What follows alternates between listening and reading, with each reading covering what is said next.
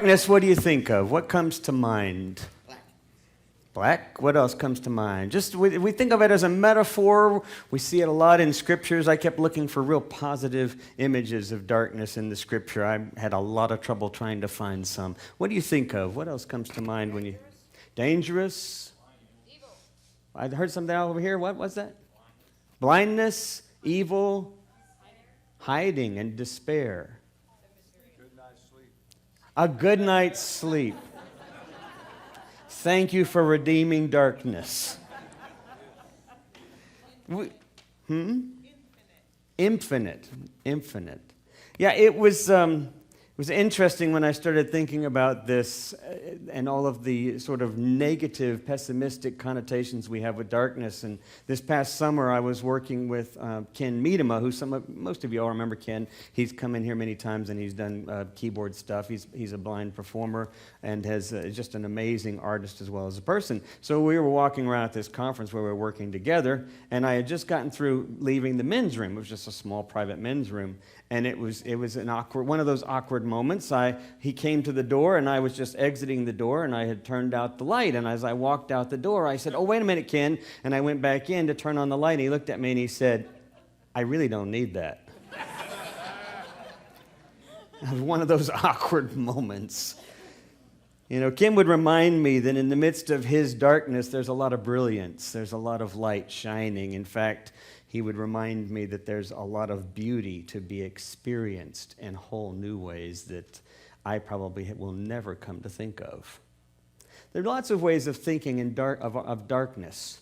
But our psalmist today kind of gives us a fairly straightforward and pessimistic view, sort of our days are numbered kind of perspective. So why do we even go on? Why even live when we recognize the fact that we're mortal, the fact that we are a finite number of days to us?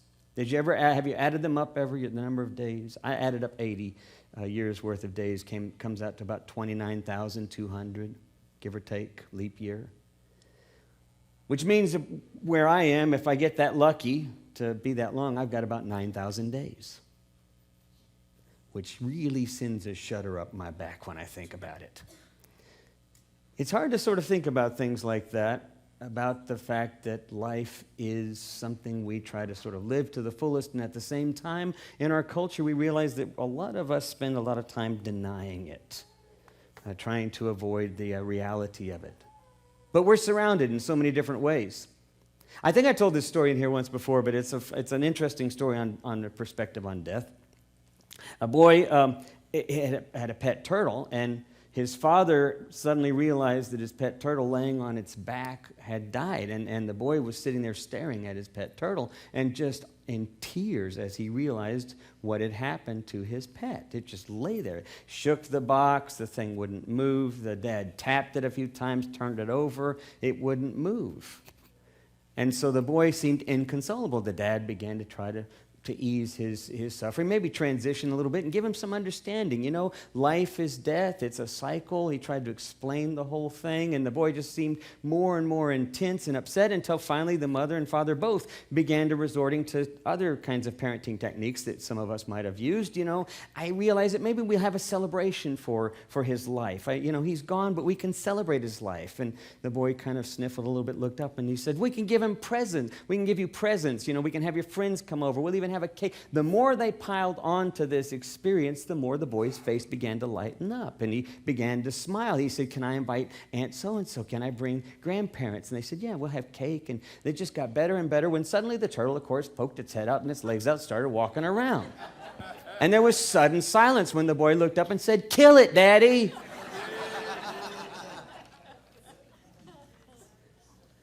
Did you ever watch Terminator 3? Have you watched any of the Terminator series? Okay, I know, it's cheap. It's totally cheap, but I watched them. I mean, I didn't pay for them. They're all on TV now.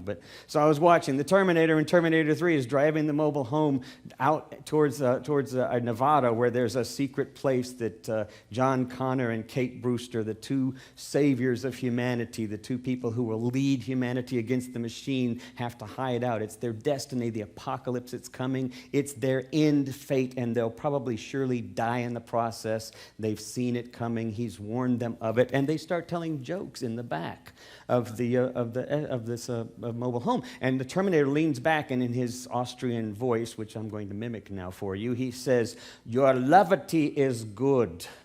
It eases the pain and stress and the reality of your death." Which, of course, suddenly stops their humor at that moment. Sometimes I think that joking is good, and we often think of laughing as a way to deal with the pain. But the reality is, as the psalmist had said, that we can't escape it. So what do we do with it? And the fact that we were given this text today was one of these things that I pretty much wanted to avoid altogether. Last week I was thinking, who could I get to preach today? Who might want to take my place? I just didn't want to deal with this subject that much. It's not one of my favorite topics. But then I thought to myself, well, it's Halloween coming around the corner. And then I remembered something that I hadn't thought of in a long time. Halloween is basically a Celtic celebration. It has its roots in Samhain, which is a Celtic celebration to this day, although it's now mostly practiced as Halloween even in Ireland. But in the ancient of times, it was practiced as around November 4th, as a celebration of when fall was settling in, darkness was coming, things were starting to die, it was time to harvest. You brought all the harvest in, all of the animals came in closer to the barns, to wherever you had the grain and such, because it was going to be a settling in time for a period of months. And it was on that day, that particular day, that it was thought that because of the darkness and the change and the dying of leaves and of nature around, that death and life sort of crossed over at the same time. There's sort of this liminal space where both were present. And so celebrations were held in honor of that, of those people who you were part of your family or your community or your tribe, and you remembered those people as well as you celebrated this time of darkness. Now, it was celebrated in a way that was kind of crazy. It was sort of wild festivals. They would wear masks. They would light fires. There would be feasts and food. There would be dancing. It was a crazy kind of festival. Over time, that festival took on a new life, and of course, the church kind of co-opted it eventually. And what used to be then Samhain became All Hallowed Eve, or All Saints' Day, essentially. And in different traditions, the Day of the Dead are celebrated, but the idea was sort of to celebrate still those who've gone on before us, but given a more of a Christian kind of connotation. And yet the same thing is kind of present, this idea that there's this period in time when things cross over, this liminal space. I think the reality of our life is that liminal space is always present. That idea that we are always in the midst of what is life and death is always present with us. But we don't often choose to be aware of it. We don't often choose to be present to our own reality. I was talking with Beverly before, and she reminded me of something I hadn't even realized. But any of you ever seen the Twilight movies? Love them. Love them, yes. I can't tell you the characters' names. You could tell me the characters' names. They're all beautiful.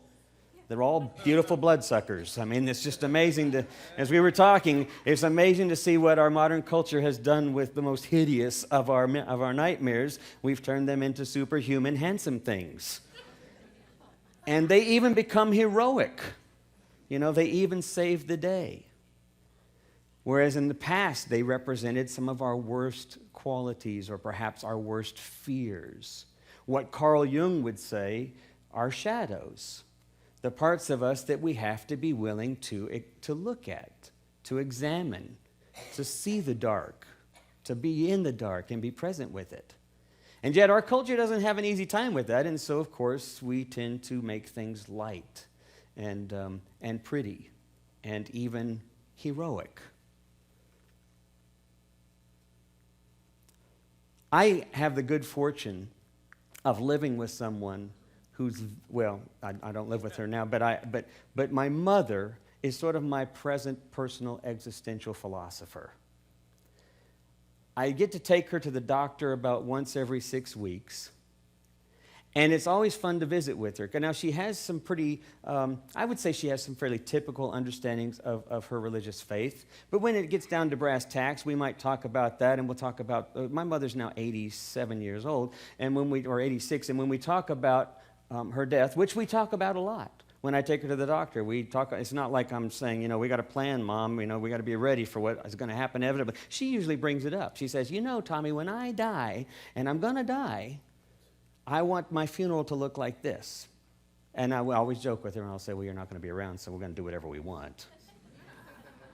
And she says, I'll come back and get you. And I always laugh and say, that'd really be cool. So we're at the doctor's office, and we're sitting here waiting for the doctor to come in, and inevitably it comes up again. Now, my mom, if some of you might not remember this about her, I've told some stories about my mom in the past, but my mom went through this horrible infection where she fell on the floor and became dehydrated, and because of any number of circumstances, no one was there to get her or pick her up that day. The one nephew who was supposed to be scheduled to come and get her that day and kind of check on her at her residence had an appendectomy, had an emergency appendectomy, so literally for 36 hours my mother lay on the floor. And nobody knew about it until my brother was the one that eventually discovered it. She was dehydrated, she was in a coma, she had had this severe infection, which had basically thrown her into this unconscious state. We rushed her to the hospital, and for the next year, my mother was paralyzed pretty much from the waist down. And her memory, of course, was completely rattled. Her short-term memory was gone. She would most often know who we were, but not always. She remained optimistic in spite of all of that, but she was pretty much bedridden. Over time, we tried therapy and physical therapy, and it worked a little bit, but she still wasn't very mobile. But her attitude stayed positive. And then she went into treatment at another facility, and within the first week, one of the nurses misread her medication and gave her 7 times the normal dose of her methotrexate in one dosage. And her blood count, her white blood cell count, almost bottomed out completely. So she was back in another coma, and the doctor was saying, this was probably going to be it. But she came out of it. Remarkably, she gained strength again over a period of a few days. We moved her back to a different facility.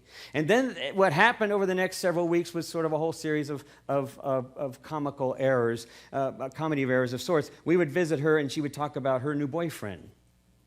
And we would talk about, well, that's nice. What does he look like? And we would just play along because we figured she'd lost her mind, And that pretty much had been the state of her existence for the last year and a half. And she said, no, he's really nice. He's a former general. A former colonel. And we'd say, well, that's even nicer, You have this fictitious colonel who's your lover. And she'd say, he comes in and he sings to me and we talk. And I'm thinking of Jimmy Stewart and the Big White Rabbit. Do you remember that? And so eventually, of course, we finally find out from my sister, who's often taking care of my mother, that she is in fact dating, although she's not mobile, but he comes and visits her.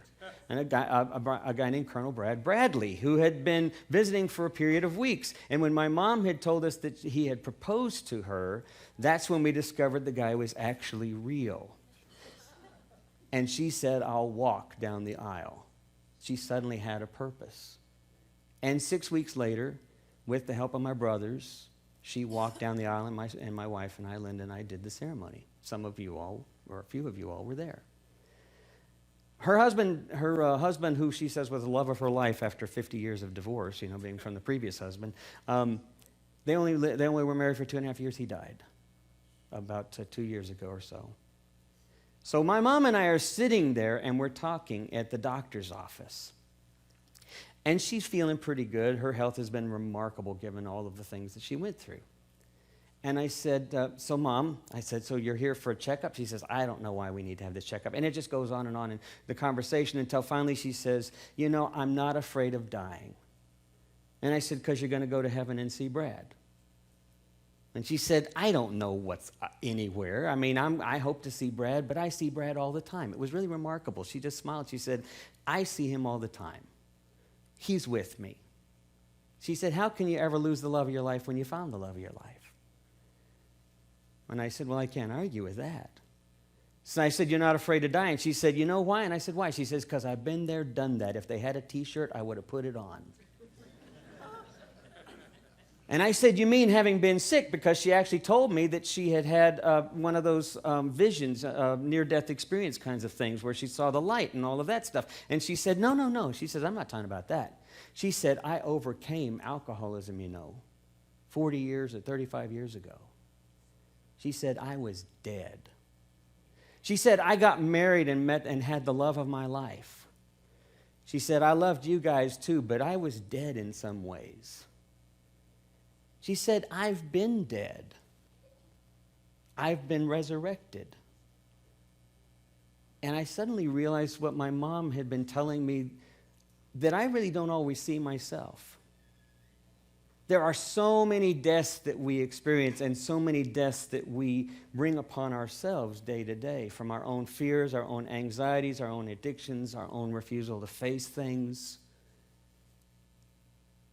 But that when we sit with those things, when we allow ourselves to come to terms with some of those things, we're invited to a new life, to a different kind of life. And maybe something of that life that, in spite of our reality, is like what William Blake said when he said, and I'm going to quote it here. Well, no, I didn't put it down here. When he said, "In essence, I can hold eternity in the palm of my hand and see all of life in the petal of a flower." One of my favorite philosophers to read when I was in college was Albert Camus. Anybody in here ever done any Albert Camus study? Isn't he exciting? Uplifting? He was what you call an absurdist existentialist. And I used to think when I read his stuff that he had the most negative perspective on reality. And then I realized what he was doing. His writing challenged everyone to see past reality. Now, he wasn't a Christian. He wasn't a person of a theist, in fact. He would argue that that was more of a natural theism, and he would probably argue for that. But in reality, he said, we are more like Sisyphus. We are more like the character in the myth of Sisyphus who decided to free humanity from death by taking death and imprisoning death. And in order to punish Sisyphus for doing this, they freed death back and then took Sisyphus and put him to the task of rolling a rock up a giant hill. At the top of the hill, the rock would roll down, and his chore was to simply turn back around and roll it back up. And for all eternity, that was Sisyphus's life. That would be his destiny as punishment. And Albert Camus said, isn't that our existence? Trudging along day after day, when we know what the end is. Happiness, sadness, life, death, evil, good. Why even bother? And then he wrote this book called The Myth of Sisyphus, and his whole point was the myth of the way we've seen the myth. Because Sisyphus' whole purpose in life was to free humanity. It's a myth, and myth is truth. Myth speaks to something deep within us, within our human condition. The reality of our existence is, in fact, or can in fact be seen simply as drudgery. But he said that in his mind, Sisyphus smiled with every step and simply went back to doing it over again, but with a deep sense of commitment. We as people of faith, I think, have that same sort of opportunity in the midst of the darkness to see what is possible. What transforms darkness? Invitation, welcoming. But I think what transforms darkness for us at its core is love. I think our openness to one another, our openness to ourselves, how difficult sometimes to even simply love ourselves, much less our neighbors. And so we can remain trapped. But when we open ourselves to the darkness, when we open ourselves to the challenges with an understanding of love, I think we begin to transform not just our own darkness, but that around us. That, like the song we were singing, we begin to see how things can be made new. Like the creation around us reminding us every season, in order to be made new, you have to go down deep. You have to sit a while in the dark. There's this wonderful, great Rumi poem that I've asked Beverly to read. And I don't know if some of you all know it, but I came across it this last week, and I thought, this needs to be on my wall somewhere, just as a nice reminder. I'm going to play a little music behind as she reads it.